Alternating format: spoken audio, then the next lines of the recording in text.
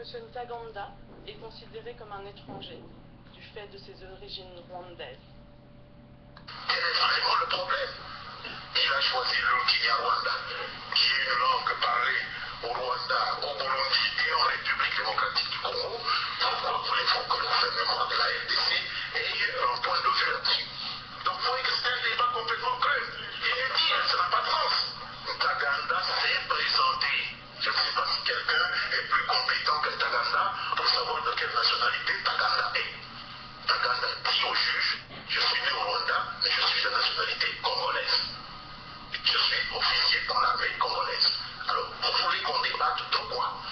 Donc il faut exister un débat complètement creux. Il est dit, ça n'a pas de sens. La nationalité rwandaise de Bosco Ntaganda, général radié de forces armées de la RDC, ne fait l'ombre d'aucun doute. La Cour pénale internationale qui a dépêché à Kigali une équipe de ses experts pour son transfèrement à la Haye confirme sa citoyenneté rwandaise. Quel est vraiment le problème? Il a choisi le Kinyarwanda, qui est une langue parlée au Rwanda, au Burundi et en République démocratique du Congo. Pourquoi voulez-vous que le gouvernement de la RDC ait un point de vue là-dessus? Donc il faut exister un débat complètement creux. Il est dit, ça n'a pas de sens. Ntaganda s'est présenté. Je ne sais pas si quelqu'un est plus compétent que Ntaganda pour savoir de quelle nationalité Ntaganda est. Ntaganda dit au juge, je suis né au Rwanda, mais je suis de nationalité congolaise. Je suis officier dans l'armée congolaise. Alors, vous voulez qu'on débatte de quoi? Donc il faut exister un débat complètement creux. Il est dit, ça n'a pas de sens. Donc vous affirmez que Bosco Ntaganda est rwandais et pas congolais?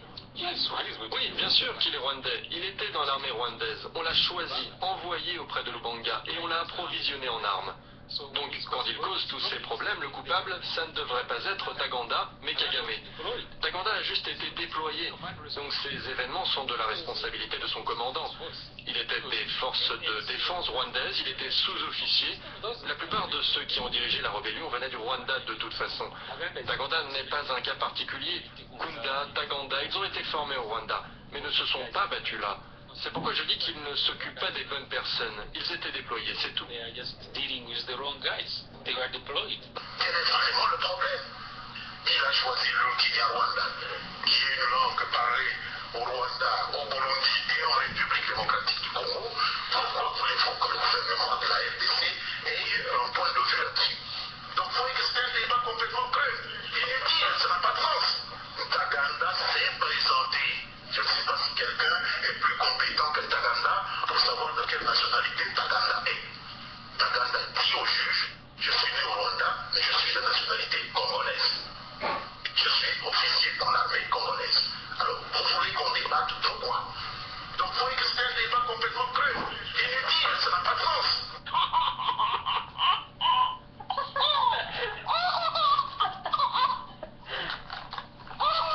Ouais, totika bebe wa seka parce que ngai na place ya koseka ezopesanga kanda parce que bino mo bouti kolanda ezali la CPI qui met à nu le quota ya gouvernement ya Kabila parce que bino mo boyoki motoko la mermende yende mudakoma opesa bato ya nationalité alobi Tanganda azalaki congolais mais abotama na Rwanda maza congolais alobaki Nyarwanda et pourtant na Congo toza na dialecte Nyarwanda te ki Nyarwanda eza dialecte ba congolais te ki Nyarwanda eza dialecte ba rwandais banyamulenge oyo baya ko envahir biso sali na Congo toza na batuti te toza pe na ba banyamulenge te.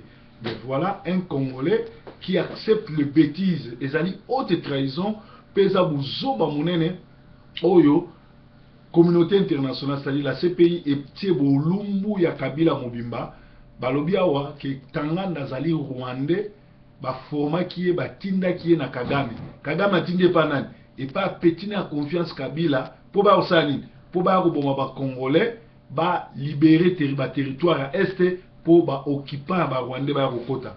C'est-à-dire na procès oyo ya Tanganda ezolaksa ndenge nini biso ba Congolais tout ça vraiment bas sous-homme et belé na kati na biso neti ba mende ba boshabe ba minaku ba matata mponyo ba soda nyonso tout oyo ba lokola kisa nani Didier soki Tumbu soki Didier nani chef d'état-major ou azali plus rwandais que ba rwandais nyonso bololé a mungala na to monate ami personnel à cabine peu petit personnel alobi azali général congolais mais tala buso baboye oyo batindika ba rwandais ba kozwa nationalité na bino ba bon bande ko na bino bolobi boza ba congolais pe bolobi bozo bundela mboka bolobi bozali batu oyo ba ko tira bino confiance. Donc eza mawa mingi pe merci na CPI ndenge a tenu le complot mensongère du Rwanda dans le Congo de Lumumba. Makambo ndenge bandi boto kenango malembe mutu nyonso tu oyo aza impliqué de loin ou de vrai na kati ya histoire oyo na kati ya haute trahison mboka tokosilana na yepe kotika la histoire. Donc ezalaki breaking news en direct à Mongalema esika oyo proverbe 30-30 azalaka na bino pe alobelaka bino ba vérité ya basango ya mboka.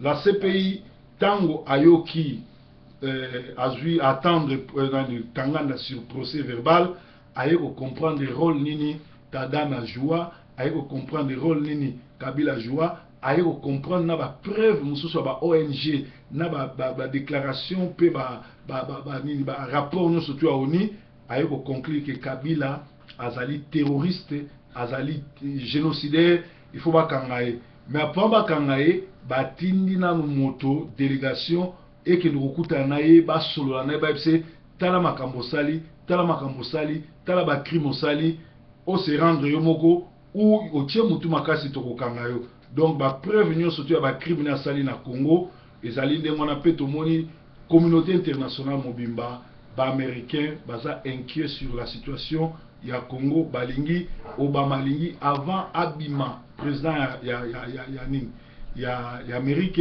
assise à dossier à Congo Kabila na groupe na yenyo surtout ba terroriste ba oyo bayaki ko boma na Congo ba génocidaire base à la bongo na tribunal ou base à la basi bakundi bango pour développement et ça la lancer na côté wana ba sango musu tozana ngo yali oyo tozana ngo na mesa eza yango wana l'opération Drago oyo ba konzi ya Europe va lancer. Est-ce que fera-t-il partie Kabila to yibité eza makambo zo le monde entier bazo boudé Kabila kaka ba congolais bazo ko linga Kabila bazo ko adorer pe basali Kabila désir to yibité ce qui Kabila azara nzele azara mwasi pour ba congolais ba désirer. Alors eza mawami phénomène moko ekomi na Kinshasa phénomène homosexuel na franc-maçonnerie et koti na kine na ndenge kosakana te ti na niveau que na ba pasteur na ba ndimi bango tout batiki l'église ba koti na mona monde franc-maçon ba koti na monde ba lesbienne pour na bana basi ba koti na monde homosexuel pour na bana mibali et comme nango au vu et aussi à tout le monde surtout que ba pasteur nyo surtout ba koma kotali sabana Kinshasa qui a solo bazana ba maison qui a solo nzambe azo umela na kopesa bango bapona na banzela mukuse na kobimisa batu magorodo na kobimisa batu ba sorte nyo surtout ba nyama mais maladie oyo batu bazobela ba bikisaka te babimisa batu miselekete babimisa batu magorodo babimisa batu ba mikwa mais mutu soka azobela azala na sida azala na nyoso na cancer ba pasteur wana bakoka kobikisa te po ekoma nango kinganga ekoma vis-à-vis lokwa bakatier yango na bandimi balembi bango nyoso tu bamibwaki na côté formation ezali mawa nzambe akita asala eza résultat ya escroquerie ya ba pasteur etindi bandimi balanda soloka po baza na ba preuve que ba pasteur na bango moko pe ba consultaka banganga. Donc une église quand une église n'arrive pas à satisfaire les fidèles ou quand une église n'arrive pas à donner des solutions aux gens de cette génération, de sa génération, comme l'avait dit Martin Luther King, cette église a échoué. Église ya Nzambe échoué, mais église ya Congo, tellement basée sur la sorcellerie, Nakindoki, Nabakisi, échoué. Kabila envoie un bataillon de Rwandais à Lissala pour renforcer l'occupation de l'Équateur. Et c'est que tous avmana basoda, Didier Etumba, Mungala ya bolole moko nanto monate garçon de course à Kabila mokili mombeyebi ke yonde Kabila tinda po oboma colonel Mamadou Ndala. Toko sila na kana bino soki bokimi Rwanda to bokese pays na Kabila te parce que bino nyo surtout to yebi rôle ni bo jouer na kati ya mboka Congo pe toko sila na kana bino malembe parce que nan to mona ba bolole lokola bino te na bo lapaka ndai ki makila na bino po nekolo mais bo moni makambo Kabila un sergent ya armée rwandaise ancien garde corps ya nani ya Kagame ayo kusakana na ba Congolais na mboka na bango eza mawa mingi.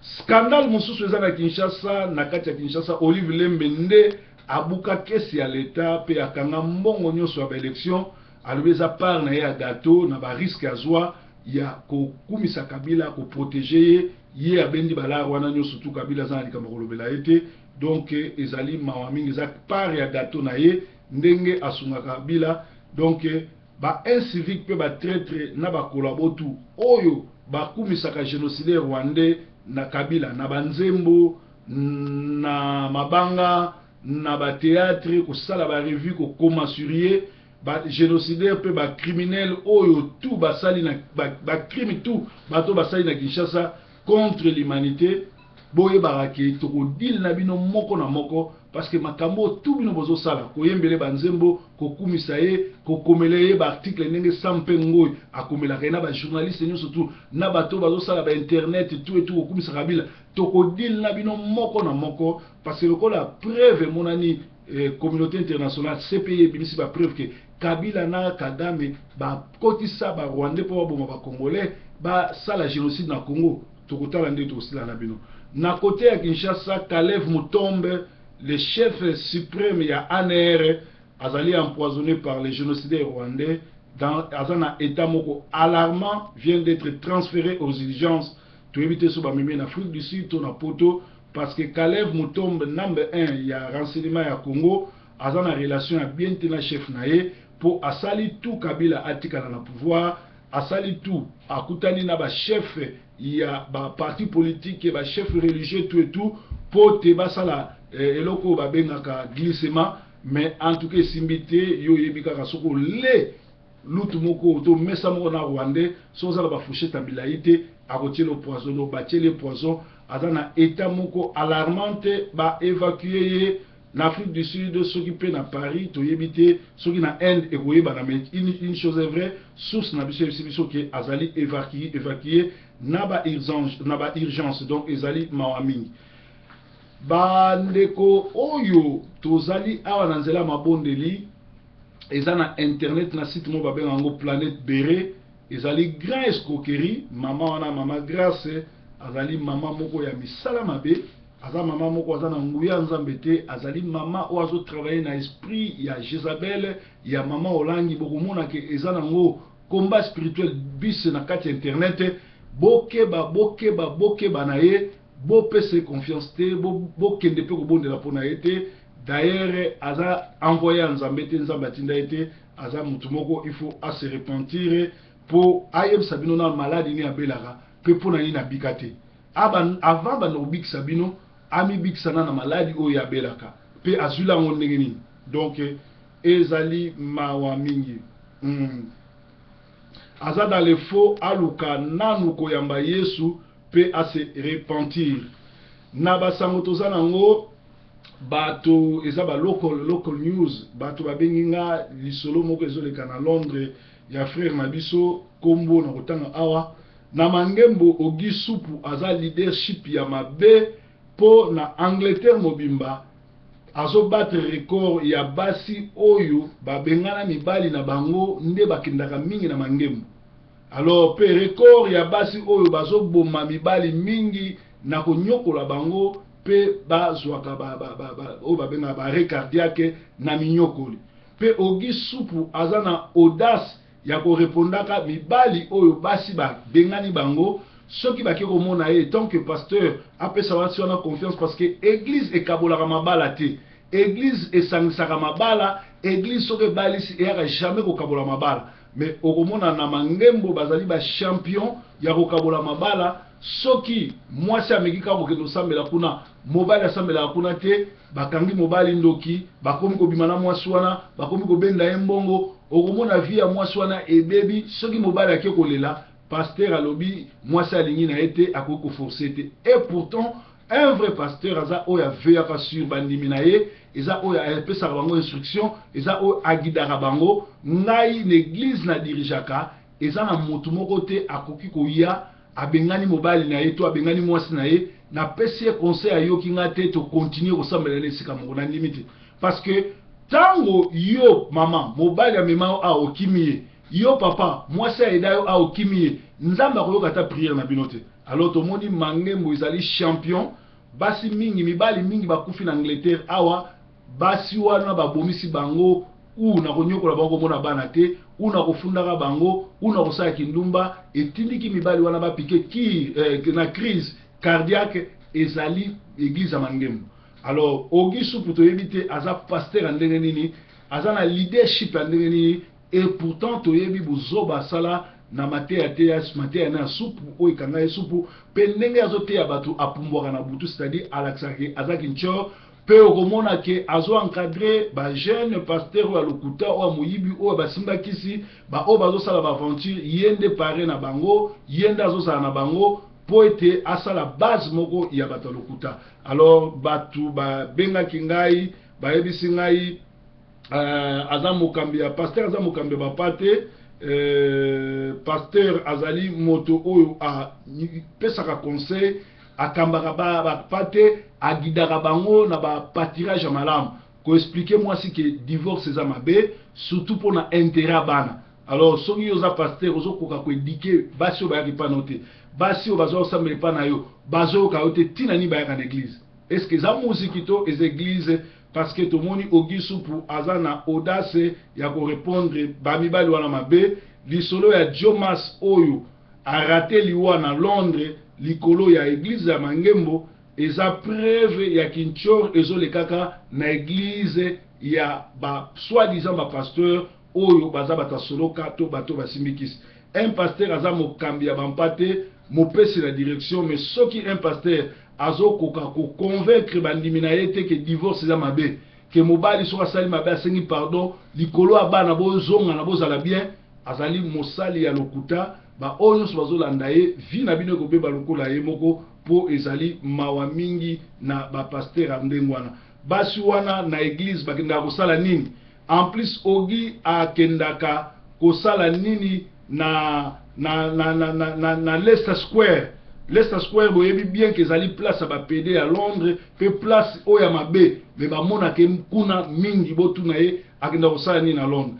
Pastor moko akomelinga pastor na yaki na église na yaka kosambela na Mangembo na mwasi na bana mais na bimi na église ya Mangembo mwasi tukabwani bana batikali bakangi biso bandoki na bimi na maladi ndenge nini na yaka na église na esengo na mwasi na bana na bimi na mawa na maladi na kabwani na mwasi na bana ekomi pasi pona mona bana nanga ezali question batuni ngai pe ndeko Richard Masanga oyo azaka na Hollande abengaki ngai a félicité musala tozo sala parce que Richard Masanga azali mwana ya quartier na biso na Kombwe na Lemba Nefe na pesi bana Kombwe nyonso mbote bana Mutima bana Kimafiki bana Lemba terminus nyonso tu bana Kinsaku bana Kamucha na pesi bino nyonso tu mbote bisika oyo nga na kola bana wana nyonso tu na pesi bino mbote. En tout cas bozala malamu kuna vraiment bozala kitoko nzambe na nga batela bino bana Lemba esika nyonso tu bozali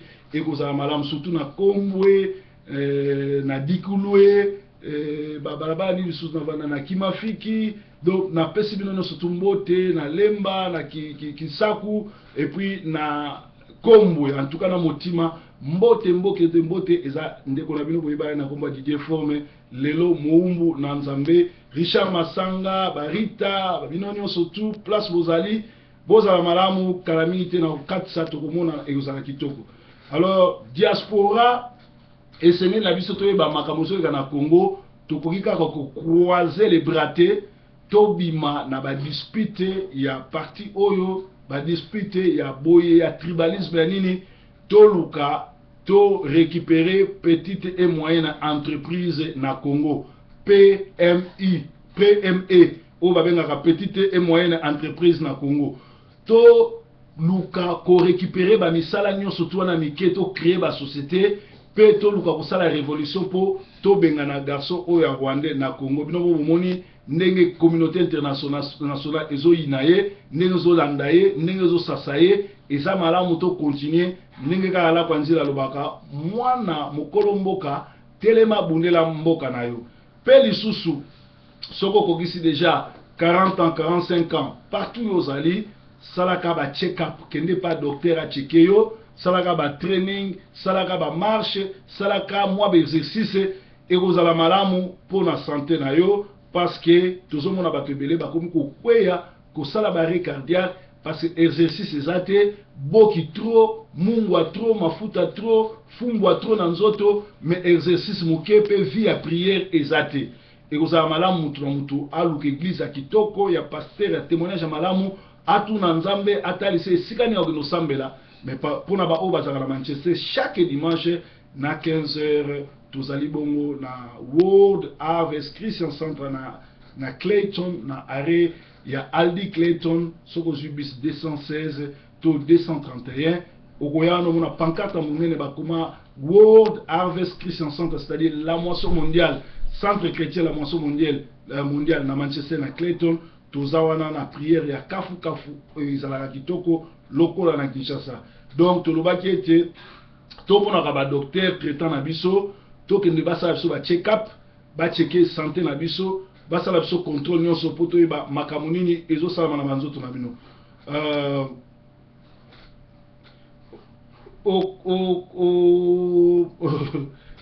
Zana message mo batinda yenga awa lobi akomaka mokonzi ya guerre akota entre Bangala na Bakongo bakalme Mukongo batuni ok na breaking news na biso awa na rosuki sango ezali lisolo proverbe batindela ginga, c'est-à-dire to répondre que na CPI basi ba découvrir super chéri ya Kabila ndenge nini azoboma ba Congolais na complicité à Rwanda. Parce que Bosco Tanganda azala jamais congolais na Congo tozaka na dialecte banya Rwanda te mais ali complot na bango bayaka po baboma batu babotola ba territoire lelo seyebani zoba ya Lambert Mende azondima ke Bosco Tanganda aza congolais abotama na Rwanda mais alobaka kinya Rwanda tala le ridicule ne tue pas tata munene lokola Mende ba poswa nzoto ikomi kolongwe ndambo un collabo de naissance mutumoko azali incivique akene kondima ke Canadien nani mutuana za congolais mais entre temps bozo mona bien que Kabila atindi sous bataillon mobimba ba soldat rwandais na lisala pour na ko précipiter occupation parce que Kabila azo défier biso depuis 2011 depuis 2001 aya kozwa pouvoir na koboma Kabila pe na ko aider ba rwandais ba kota na Congo pour na koyiba biso, c'est-à-dire Congo ezali na otage eloko liboso futo telemela opposition surtout pour ba sombi bango ba komi ko loba ba dialogue lelo tozana ba preuve que Vital Kamerhe ne mona nseme alobaki yango Vital Kamerhe azondi makokende dialogue mazolinga comme premier ministre.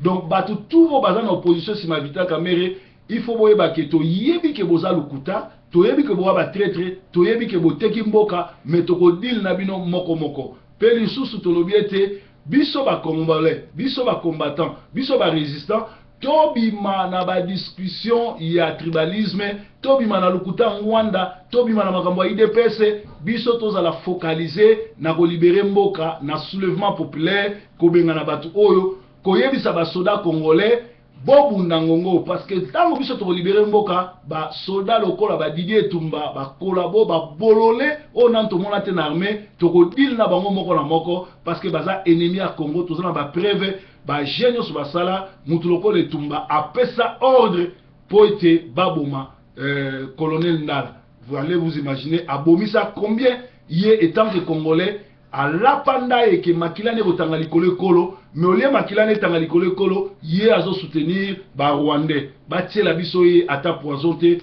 agene kolala pe asuka lokola ba zoba mususu ba kufi kuna. Alors tolobaki ke bana Congo tant tozo ndo sambela to keba diabulu asa côté sika munene diabulu azo sakana ezana église lero zo pone sika ndo sambela tunaka nzambe tunaka Saint-Esprit atalisa yo pasteur à solo bazali pasteur à lokuta pe bazali yango esali ke na Kinshasa homosexualité ekoti lesbienne ekoti ki franc-maçon ekoti ekomi nango polele eza so kobatama te po bato wana ba comprendre que pasteur ya solo ya Congo o ya minene bango nyonso bakota na bango franc-maçon yango bango pe balandi bango. Alors tokeba breaking news na soto aussi ça kanalisa po na tango bitumbe alaka na 1960 na 64 bitumbe kotaka na guerre o bozoluka lelo ba Congo na bangala bazalaka kobunda ba Congolais bazaki na guerre civile. Alors tata moko entre bangala na ba Congo papa moko ya Mokongo batuni ye ozali nani alobi tata ngana abunza nazali bunza ya lisala mais na sansulamaki na Kinshasa. Alors balakisi ye boîte ya sadi ba yo ozali mbunza ya lisala au sansumuki yoko sansumuki eza na linga na Kikongo donc musansamaka na bokwamaki na Kinshasa. Donc ba comprendre déjà que azali mungala te a Mukongo babi po bazwa preuve solo ke a Mukongo balakisi ye sardine balobi oyo nini alobi o ezali balakisi sardine na ngombe o nini o ezali lata dia ngombe. Donc balobi yo nyama na Mokongo yakawa fimu babandi ko betaye parce que na ngonga wana guerre ezalaki ba Congo na ba Luba na bangala. Alors tolinga guerre tribal te pona ba guerre tribal batu bakufaka batu balelaka batu babetamaka pe tolinga biloko ndenge wana esalama na mboka na biso te. Guerre tribal eza bien te tozongisa lisusu masolo oyo boyoka ndenge nini Tanganda mutu oyo aza incivique azokotela Kabila po aluka kocouvrir. Or lelo oyo mokili mobimese yebi ba jeni basali na Congo mokili mobimese yebi ke bazalaki ba Rwandais bayaki na mission koboma ba Congolais eloko mosusu kosala ezate tolanda. Monsieur Ntaganda est considéré comme un étranger du fait de ses origines rwandaises. Quel est vraiment le problème? Il a choisi le Kinyarwanda, qui est une langue parlée au Rwanda, au Burundi et en République démocratique du Congo. Pourquoi voulez-vous que le gouvernement de la RDC ait un point de vue là-dessus? Donc vous voyez que c'est un débat complètement creux. Il est dit, ça n'a pas de sens. Ntaganda s'est présenté. Je ne sais pas si quelqu'un est plus compétent que Ntaganda pour savoir de quelle nationalité Ntaganda est. Ntaganda dit au juge, je suis né au Rwanda, mais je suis de nationalité congolaise. Je suis officier dans l'armée congolaise. Quel lukutana bizoba? Donc vous voyez que c'est un débat complètement creux. Il est dit, ça n'a pas de sens. La nationalité rwandaise de Bosco Ntaganda, général radié de forces armées de la RDC, ne fait l'ombre d'aucun doute. La Cour pénale internationale qui a dépêché à Kigali une équipe de ses experts pour son transfèrement à la Haye confirme sa citoyenneté rwandaise. Quel est vraiment le problème? Il a choisi le Kinyarwanda, qui est une langue parlée au Rwanda, au Burundi et en République démocratique du Congo. Pourquoi voulez-vous que le gouvernement de la RDC ait un point de vue là-dessus? Donc vous voyez que c'est un débat complètement creux. Il est dit, ça n'a pas de sens. Ntaganda s'est présenté. Je ne sais pas si quelqu'un est plus compétent que Ntaganda pour savoir de quelle nationalité Ntaganda est. Ntaganda dit au juge, je suis né au Rwanda, mais je suis de nationalité congolaise. Je suis officier dans l'armée congolaise. Alors, vous voulez qu'on débatte de quoi? Donc vous voyez que c'est un débat complètement creux. Il est dit, ça n'a pas de sens. Donc vous affirmez que Bosco Ntaganda est rwandais et pas congolais? Oui, bien sûr qu'il est rwandais. Il était dans l'armée rwandaise. On l'a choisi, envoyé auprès de Lubanga et on l'a approvisionné en armes. Donc, quand il cause tous ces problèmes, le coupable, ça ne devrait pas être Ntaganda, mais Kagame. Ntaganda a juste été déployé, donc ces événements sont de la responsabilité de son commandant. Il était des forces de défense rwandaises, il était sous-officier. La plupart de ceux qui ont dirigé la rébellion venaient du Rwanda de toute façon. Ntaganda n'est pas un cas particulier. Kunda, Ntaganda, ils ont été formés au Rwanda, mais ne se sont pas battus là. C'est pourquoi je dis qu'ils ne s'occupent pas des bonnes personnes. Ils étaient déployés, c'est tout. Quel est vraiment le problème? Il a choisi le Kinyarwanda, qui est une langue parlée au Rwanda, au Burundi et en République démocratique du Congo. Pourquoi voulez-vous que le gouvernement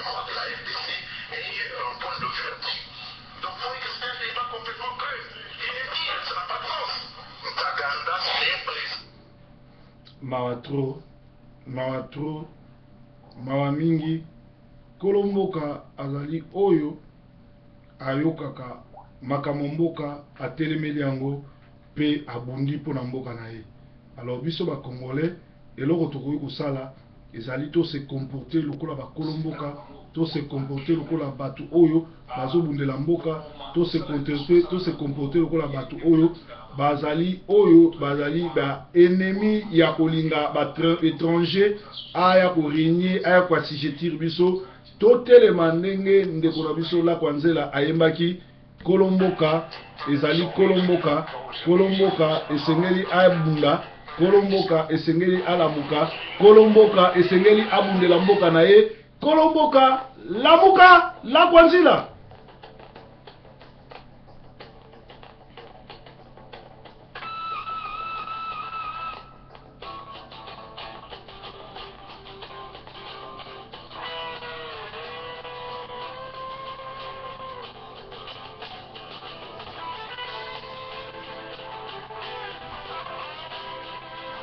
Kolomboka lamuka po mboka ezokende. Kolomboka, oh mame kolomboka, kolomboka, tala bengi mu kolomboka, kolomboka, mame kolomboka, kolomboka, nani ba bengi mu kolomboka, la kwanzila.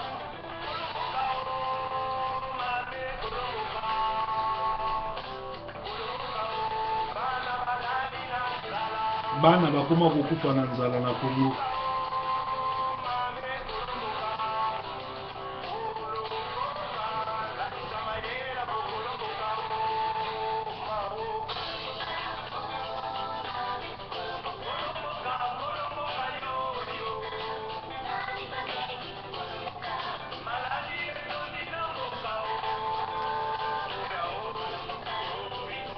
Bitumba esilaka te, nani akotisa bitumba, nani aza problème na Congo eza Kabila na ba Rwandais tokanga ye problème wana ekosila. Kolomboka lamuka mabele ezali kokende, mabele ezokende, mabele ezokende, kolomboka